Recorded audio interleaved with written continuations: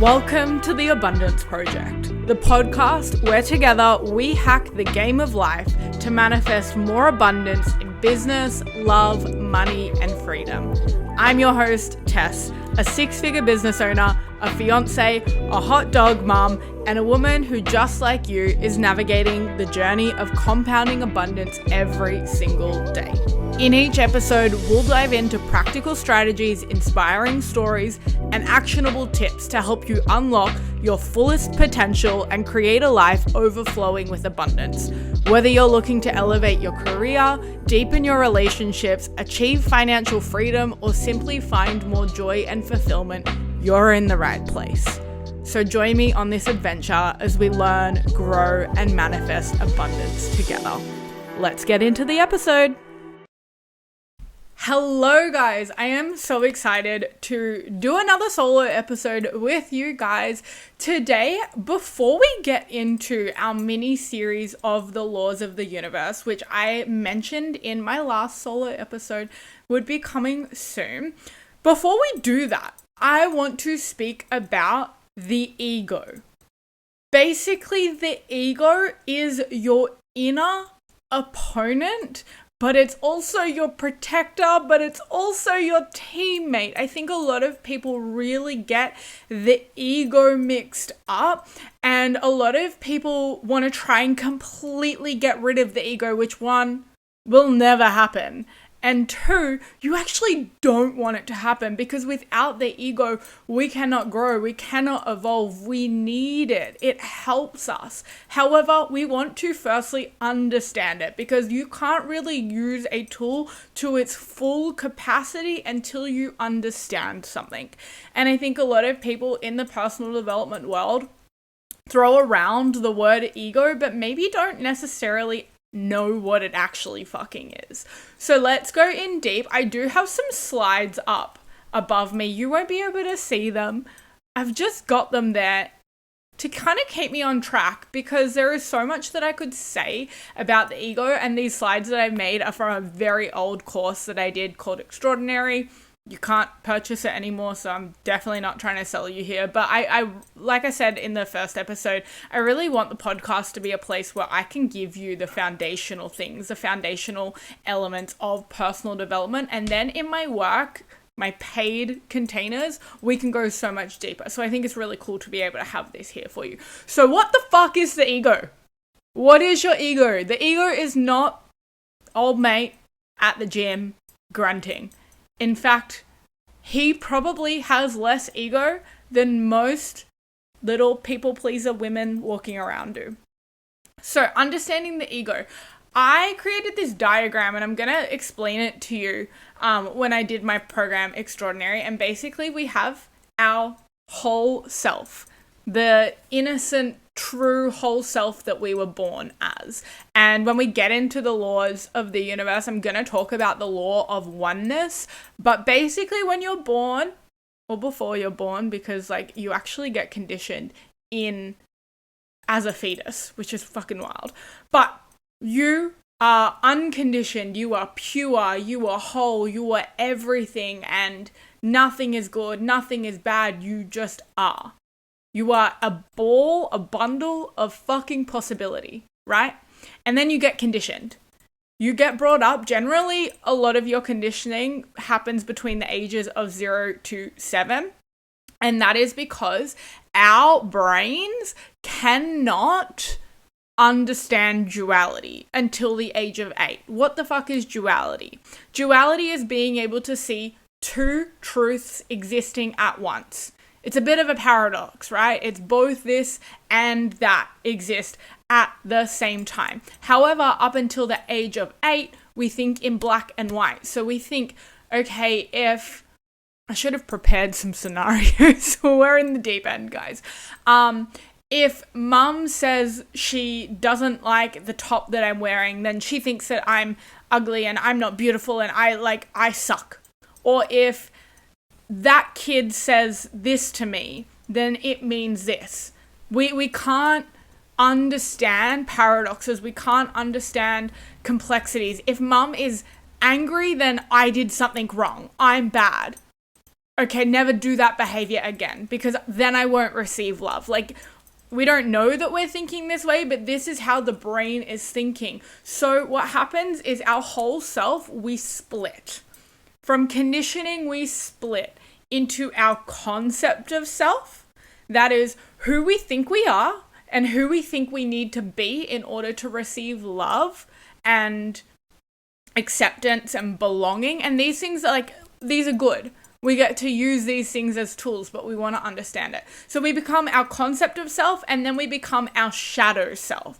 Our shadow self is all of the bad, quote unquote, behaviors that we don't want people to see in us. Maybe it's selfishness, maybe it's greedy, maybe it's lazy, whatever you've decided is bad or wrong and therefore tried to hide about yourself goes into your shadow self.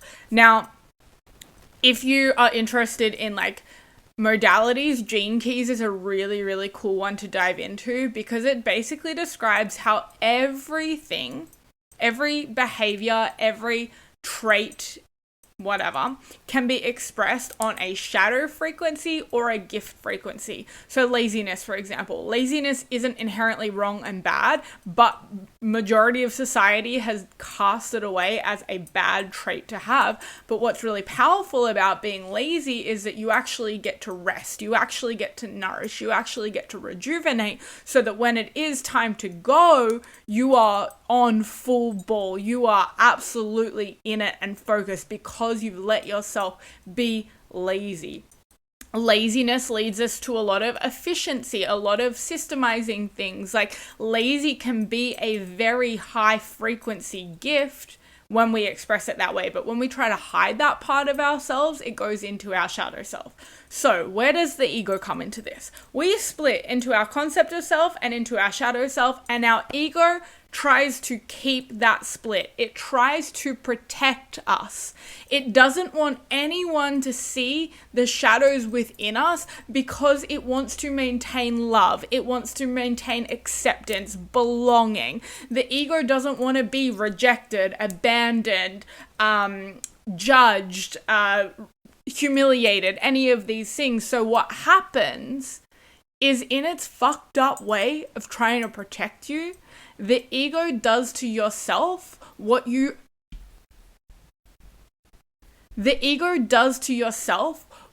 are afraid of others doing to you.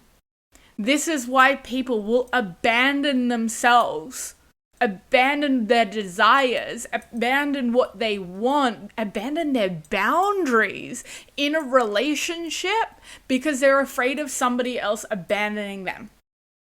This is why people will reject their own dreams before somebody else has an opportunity to reject them. Let's take the Australian woman that created Canva. She got something like 300 no's before she got a yes. That is... imagine her ego trying to fight her in that moment, being like, no, we don't want to reject it. We don't want to reject it. It would have been so easy for her ego to come in and say, oh, we'll just reject this idea because we're stupid, we're bad, we're wrong, nobody loves us. Let's just maintain love and acceptance instead of pushing this thing, right? The ego tries to protect you, and we do have to come at our egos with a lot of compassion because it's doing its best, it's doing its job, but it keeps us limited. Imagine your comfort zone. The ego is like the circle around, and it's the protector that keeps you within the comfort zone. And again, it thinks it's doing what's best for you, and it thinks it's manipulating situations into something that is useful for you, but it doesn't always do that, right? It doesn't always do it well. Think about it. Sometimes I like to think of my ego as Kris Jenner. It's like my momager, when, what's her name? Kim Kardashian. I fucking watch the Kardashians every week and I still forget her name. Kim Kardashian had the sex tape come out. As a mom, Kris Jenner would have been a bit but as a momager, it was all right, well, this is the situation. What are we going to do with it? Let's make ourselves come out in the best light. Let's protect us. Let's do this. Let's do that. You know what I mean? The ego is very much a protector. It is taking care of you. It is trying to have you seen in the best light so that you continue to maintain love, belonging, validation, whatever it is. But what actually happens is when we're only receiving love, attention, validation, belonging, when we're only receiving the things that we think we want from who we think we need to be rather than who we actually are, then we never actually get satiated. We never actually feel fulfilled. So the ego is protecting us, but what's happening is it's actually limiting us. But when we understand this, when we get familiar with our ego, and I'm going to talk about some ways that it protects you in a minute, when we understand and get familiar with the ego, we can start to see it as like oh, my ego's entered the chat here. Okay, growth must be on the other side of this. Okay, I'm afraid. Okay, this fear, this behavior is coming up. Okay. There's some growth here. Maybe I'm getting outside of my comfort zone, but I know that when I do that, it's going to be better for me, right? Now, I want you to think about your ego again when we are like questioning, oh, okay, my ego is protecting myself. It's trying to defend me. It's trying to present in a certain way. Your ego is going to protect your concept of self at all costs. It is going to try to protect your concept of self at all costs. Imagine if I was accused of being a murderer, because I'm clearly not, I wouldn't necessarily get like reactive about that. I wouldn't get defensive. I wouldn't go and do a whole like social media campaign being like, I'm not this, I'm not that, because I'm like, no, I'm not. I don't go around waving a flag being like, hey guys, I'm not a murderer, just letting you know, I'm not a murderer, I'm not a murderer, I'm not a murderer. Because I don't feel the need to protect that part of me because that part of me isn't there.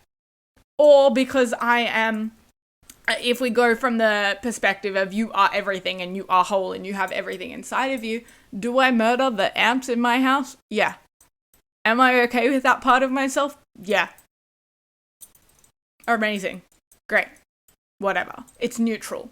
Whereas think about people that are cheaters. How much they feel they need to present, I don't cheat on my partner. I'm not a cheater. Cheaters are bad. Cheaters are wrong. Like, watch out for the people that watch maths and they go in the comment section and they're like, cheating is so bad. Like, what are you trying to protect there? So interesting that you're going so gung-ho on this thing. Are you trying to protect a part of yourself that actually is that? Your ego will flare up to try and protect you, to try and maintain your concept of self. Your soul doesn't do that. Your soul is neutral. Okay, so when we speak to the ego and it is a protector, it has an arsenal of tools that it uses to protect you. These things include, and I'm not going to go into too much depth on all of them because like we could be here for hours, but these things include things like distraction. So when you're like, someone says something and you get distracted from it, or when you get reflected a blind spot within yourself, someone is telling you that you could do this better or you could improve here, and you get distracted by something else, or you see something in yourself and then you get distracted. Like, distraction is a big tool of the ego because it doesn't want you to look there, because that is painful. That is vulnerable. The ego does not want you to be vulnerable. Okay? Distraction, dissociation, scrolling, numb. I remember I had a client once where when we were having like mentorship conversations, I would see her brain literally like dissociate, and I would have to remind her of what I said and like ground her back into what we're having a conversation about and what she's seeing in herself, because that is a very vulnerable state, and the ego is like, oh, I'm just going to dissociate from that because I'm going to pretend I don't want to see that. Ignorance, same thing, right? Overwhelm is a tactic of the ego that says to you, oh, if I'm overwhelmed, like, think about how many times people use overwhelm as a get out of jail free card. I can't do that because I'm overwhelmed. I can't do that because I'm overwhelmed. Overwhelmed. They use it as a victim mentality. They use it as a get out of jail free card. Okay, but really when you feel yourself get overwhelmed, it's like, okay, what's the antidote to overwhelm? Time and space. spaciousness. Okay, I'm going to give myself time. I'm going to look at this. I'm going to unpack this. That so quickly dissolves your overwhelm. But usually when you're unpacking it, there's something in there that your ego doesn't want you to see because it wants to protect you. Okay, we have confusion. That comes in as well. I'm confused. Lack of clarity. I don't know what I want. Because if I did know what I want, then I would have to say it, and that would be scary because someone might reject me, someone might judge me, someone might call me greedy, call me lazy, call me this. So I'm just confused. I don't know what I want. Very big tactic of the ego. Denial and defensiveness. I'm not a cheater. I'm not a cheater. When people get defensive, like, and you can tell the difference between a reactivity versus a response. A response is neutral of like, no, I'm not, or no, I didn't lie, or no, I'm not doing this, and you're accusing me of that, versus that like, that reaction, almost overreaction, right? Self-gaslighting, this is a very, very big one. It was big for me. It still is big for me, of like overtaking responsibility, thinking that like, oh, that was my fault. Oh, I'll take responsibility for that. Oh, I was the one that could have done better here. Because you don't want to be seen as somebody who is direct. You don't want to be seen as someone who's a bitch. You don't want to be seen as someone who has an opinion. You don't want to upset anybody and have them potentially reject or abandon you. So you just overtake responsibility and you self-gaslight into thinking that you are the one that's responsible when you're not. Ego. People pleasing. People pleasers, and I say this from a place of I was one. I still find these tendencies come up within myself. People pleasers are massive manipulators. People pleasers are huge fucking manipulators, because if I do this for you, if I'm people pleasing for you, then I'm manipulating the way that you see me so you don't see the part of myself that actually doesn't give a fuck about what you want me to do, that actually has an opinion, that actually like might rock the boat. If I'm just people pleasing, then everyone's seeing me as the nice one, as the helpful one, as the like not the selfish one. I don't want to be seen as selfish, so I'm just going to people please. But what happens in that is it creates a lot of fucking resentment. And that's not good either. Control, perfectionism. Oh, if I can't be perfect, then I just may as well not try. Perfectionism is one of the biggest cock blocks to your growth. Perfectionism is one of the biggest cock blocks to your growth. Every time you think you're not even going to try, if you're not going to be perfect, you are cutting yourself off at the knees from an opportunity to evolve, from an opportunity to grow. Stop trying to be perfect. Like, messy action is better than no action. And of course, there gets to a point where like perfectionism, again, everything has a shadow and a gift frequency. Perfectionism can be beautiful, can be great, because we see the details, we see what needs to be refined, we see the opportunities for evolution, we see what's not perfect and what could be better.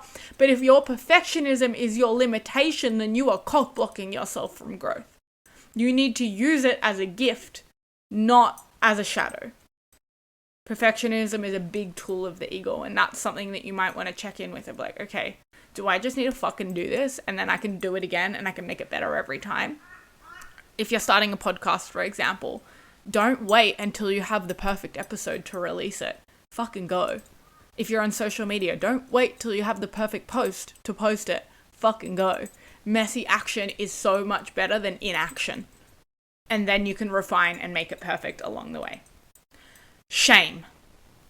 Shame is a big tactic of the ego, because if you get distracted in your shame spiral, if you're trying to protect yourself from, like, if you're trying to be seen as, oh my God, I didn't know, oh my God, I feel so bad, you're trying to get validation through that, you're trying to get connection through your shame instead of just taking honest responsibility.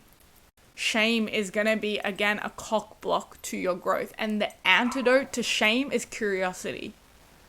if you can take away the shame and instead ask yourself, that's interesting. I wonder why I did that. I wonder why I said that. I wonder why I behaved that way. Curiosity is going to be the antidote to shame. And if you can keep coming back with an open heart, with vulnerability, with curiosity, you are going to skyrocket your growth. Superiority and inferiority. If you are placing yourself and other people on pedestals around you, that is a tool of your ego. They're above me so they can do that and I can't do that. Your ego is limiting you. They're below me and you're so afraid to see yourself or be seen as a beginner, you're cock-blocking your growth again. Superiority and inferiority. I'm going to use a personal example. I used to put myself in a superiority position from my friendships. I used to use money and generosity to keep them below me so that they wouldn't have to see my vulnerability and therefore I wouldn't potentially be seen as weak. I would always be the strong one. I would always be the helpful one. I would always be the generous one. I would always be the superior one. And then I would conveniently outgrow my relationships and be left with connections that didn't feel fulfilling. Superiority and inferiority is huge for a lot of people, and you're probably going to see both sides of the spectrum play out. Okay, so all of these things, guys, they are different tools that your ego is going to utilize to keep you stuck, to keep you, quote unquote, safe, to keep you inside your comfort zone, to keep you limited. If you want growth, you must push past your ego. You must push past the edges of your ego. Now, I want to flag here that your ego is very fucking smart. And it's going to continue to re-evolve and re-evolve and re-evolve and re-evolve. And you're going to have to continue to clock that. You're going to have to continue to see that.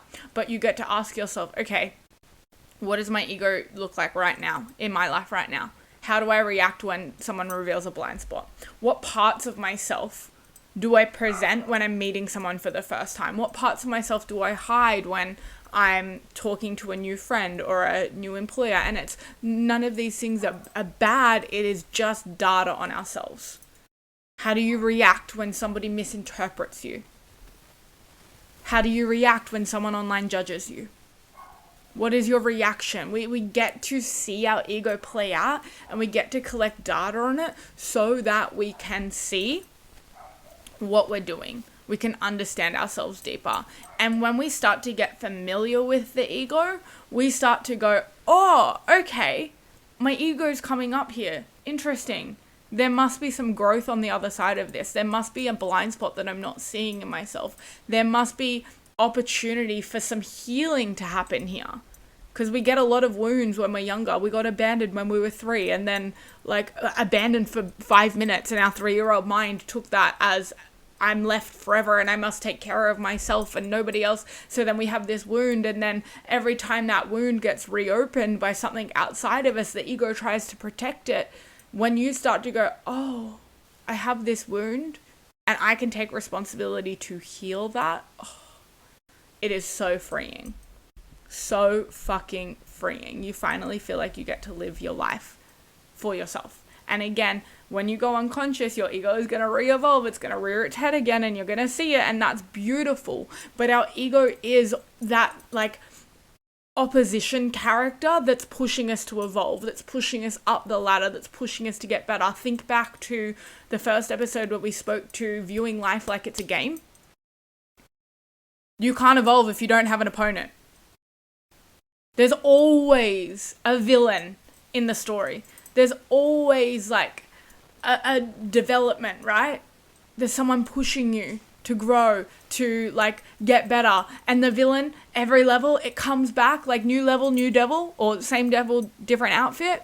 It comes back, it comes back, it comes back. It gets stronger, you get stronger. You go up, you get better, you evolve, you grow. So our ego is constantly pushing us to get better, to grow, to evolve. I heard once someone say, the ego is an employer of your soul. I was like, oh, I love that. An employee. The ego is an employee of your soul. It is helping you to evolve. It may not always look like it is, but if we can come at our ego from compassion, from understanding, we are going to grow so much faster. Now, I want you to ask yourself, when your ego does flare and you're seeing like, oh, okay, this is an opportunity for growth, what is the secondary gain that I am going to receive if I go with my ego's reactivity? If I let my ego protect me, what is the secondary gain? I might not get abandoned by this person. I won't get judged by this person. I'm not at the mercy of being vulnerable in this situation. I won't be misunderstood. I won't have to face my fear of being seen. I get to maintain my concept of self as the nice one. Whatever it is, we get to ask ourselves, what is the secondary gain here? Because you would not be doing the behavior if you weren't getting something from it somewhere, somehow. And when we look at it this way, we get to go a layer deeper and ask ourselves again, okay, do I want the secondary gain or do I want the growth? Do I want the thing my ego thinks I want, or do I want the thing that I want, that my soul wants? The ego is so beautiful. It is protecting us. And again, like my stepdad talks about these dials. Imagine you've got like your soul dial and your ego dial. We do need the ego dial turned up sometimes because we do fucking need protection. We don't want to let people walk all over us. We don't want to go on a spiritual ride. Like, there is such a thing as spiritual ego as well, in a negative sense. The spiritual ego says, I can't be paid for my gifts. It's so unspiritual. I can't put my boundaries in because that's so unspiritual. Fucking bullshit. Being paid for your gifts is the most spiritual thing you can do. Putting in a boundary and being honest with yourself and those around you is the most spiritual thing you can do. So we get to, again, look at these places where the ego re-evolves itself, where it comes in a different costume, and we catch it out and we go, oh, okay, I was stopping myself from growth. What is my soul's truth here? What is the truth in my body? Because the ego doesn't feel like truth in the body. It feels like a lie. And maybe sometimes the ego is protecting you from something that, yeah, it's going to happen. Someone's going to abandon you. Someone's going to judge you. Someone's going to misunderstand you. Someone's going to try and cancel you. You're not going to die. You are not going to die. And that is the key takeaway. Will I die from this? No. And that's the thing, right? The ego, again, it protects us, but it doesn't know the difference between fear and danger. Because the ego, we used to use it when we were running away from like fucking tigers and bears and shit like that, and keep ourselves protected. Our nervous system experiences fear and danger in the same way. So we get to use our conscious mind to ask ourselves, is this fear? And I can tell my fear, hey, I see you there. Hey, I know I'm afraid of rejection. Hey, I know I'm afraid of judgment. Hey, I know I'm afraid of like attention. But I'm going to choose to face you. You can come along on the ride. You can come on the journey. But get in the back of the car because you're not driving. You're not even touching the music. You're not looking at the maps. Shut the fuck up. Get in the car. Let's go. Or is this danger? Is it actually dangerous? And 9 times out of 10, you're not in actual danger. You are not going to die. It even happens, this is a micro moment. You know, when you're doing, you're exercising and you're holding a plank. I don't know what the fuck it is about a plank, but everyone's ego is loud in a plank. And you have that ego that pushes you to be better and is like, come on, don't be a little bitch. Like, let's do it. Let's go. You're better than this. And that's, again, trying to maintain a concept of self as the strong one, as the hard worker, as the whatever. And that can be healthy, but it can also be unhealthy. But we can also hear it in our plank where we hear all those excuses of like, oh, I should just give up. Oh, it's too hard. Oh, you're going to die. Oh, it's like, how many times when you're doing a plank do you hear you're going to die? I'm going to die. This is so hard. You're never going to die in a plank. I have taught so many Pilates classes in my lifetime. I'm going to say like well over 1,000 Pilates classes. I have never, ever seen someone die in a plank position. You're going to be okay. You are going to be okay. Okay? Oh my god, you guys, the camera just died because it was too hot, so I had to put it in the fridge, and now I'm back to finish the episode.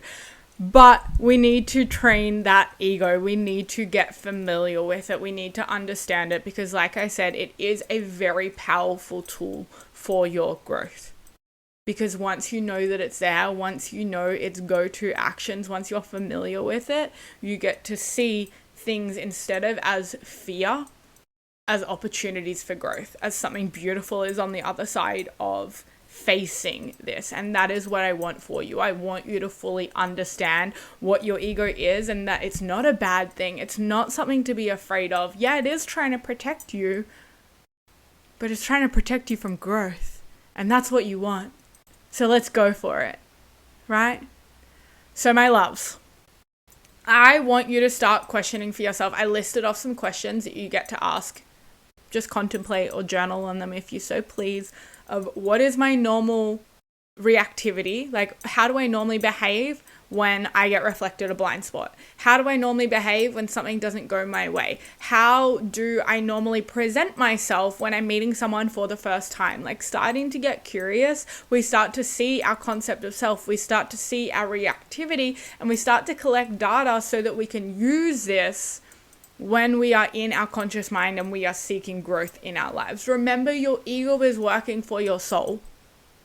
It's here on purpose. It's not bad. It's not wrong. It's fucking beautiful. And sometimes the ego, your current concept of self, has got to die in order to re-evolve, in order to grow. And that feels fucking painful. And there is a grieving process that goes alongside that. I want to be very clear about that. Like, you'll probably hear people online talking about, like, I just had an ego death. And sometimes that fucking, it takes a lot. It's emotional. It's draining. It takes your energy. It drains you. But it comes with so much growth on the other side. So the next time you notice your ego pop up, you're like, okay, I see you there. Let's go grow. I'm choosing growth. I'm choosing growth over comfort. We all know that. Okay. So I'm glad that we had this conversation and you get to understand your ego more, especially as the next solo episodes are going to move more into the realm of the universal laws. And I'm sure I'll throw out ego occasionally and I'll say it, and now you'll know exactly what the fuck it is. So how good. If you have any questions, if you want me to expand on anything, I would absolutely love for you to drop into my Instagram DMs. I'm always down to have a conversation. I'm always down for your questions, your desires of what you want to hear more of, so I can put that into the podcast for you. But until next week, my loves, go make friends with your ego. All right. Bye. Thank you so incredibly much for tuning in to this week's episode of The Abundance Project. It means the world to me to have us create a community of like-minded people who are creating abundance in their own lives. So if you could share this episode with a friend, give us a 5-star rating, tag us when you share on your Instagram stories, it would mean the absolute world to me. Until next week, guys, go and find some magic in the micro moments. Love you.